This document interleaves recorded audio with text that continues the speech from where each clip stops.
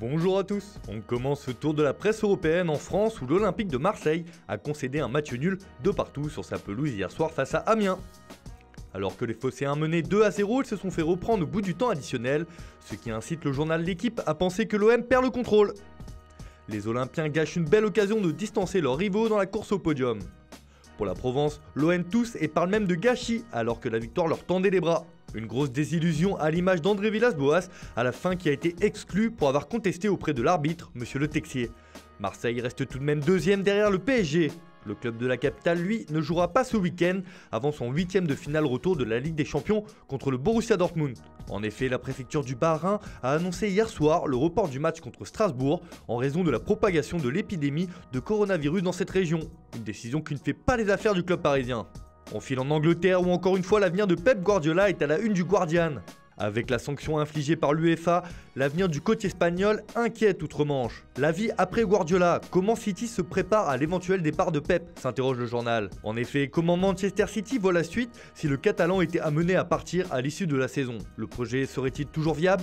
La Ligue des Champions qui est un rêve des propriétaires serait-elle toujours accessible? Beaucoup de questions qui entretiennent le doute dans les médias anglais. En ligne du Times, ce n'est pas l'avenir de Guardiola dont il est question, mais celui des joueurs et notamment de deux têtes d'affiche, Kevin De Bruyne et Raheem Sterling. Ne pas s'en aller, titre le journal, car avec l'exclusion de la Ligue des Champions pour 2 saisons, auront-ils envie de poursuivre à City? Le club a peut-être une solution pour les convaincre de rester, une belle prolongation de contrat. Un moyen de les rassurer sur leur futur et de la volonté du club de ne pas renoncer à ses objectifs. Direction le Portugal où c'est une ancienne star du ballon rond qui fait la une.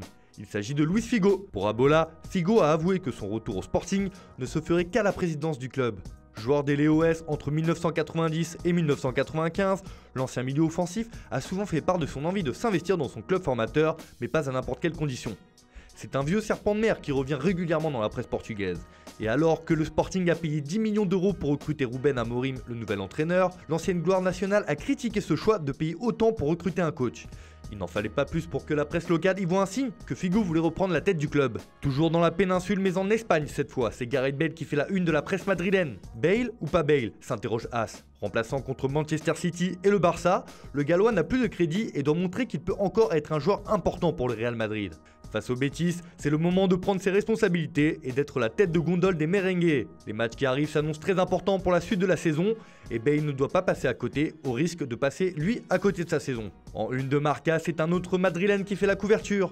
C'est le joueur à la mode, Vinicius Junior. Le Brésilien est jugé par 15 anciens joueurs qui décryptent son jeu et son potentiel. Pour certains, il ressemble à Pelé. Pour d'autres, il n'est pas loin d'avoir le niveau d'un Cristiano Ronaldo à ses débuts. Que d'éloges pour celui qui a ouvert le score face au Barça la semaine dernière dans le Classico. En Italie, le football est enfin de retour au premier plan après les polémiques de ces derniers jours liées au report des rencontres et du coronavirus.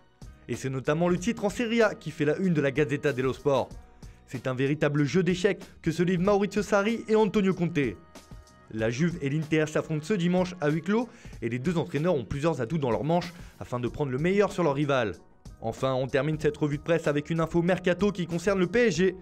Pour Tuttosport, l'avenir de Mauro Icardi ne semble pas s'écrire en France et la Serie A se prépare à un retour de l'Argentin l'été prochain. Et c'est notamment la Juve qui se montre très intéressée. Sa femme et agent seraient déjà en contact avec la direction turinoise et semblent déterminés à retrouver l'Italie. Alors que le PSG dispose d'une option d'achat de 70 millions d'euros, l'avenir d'Icardi risque encore d'alimenter la rubrique Mercato dans les prochains mois. Voilà, c'est tout pour aujourd'hui, merci de votre fidélité, on se retrouve demain pour une nouvelle revue de presse.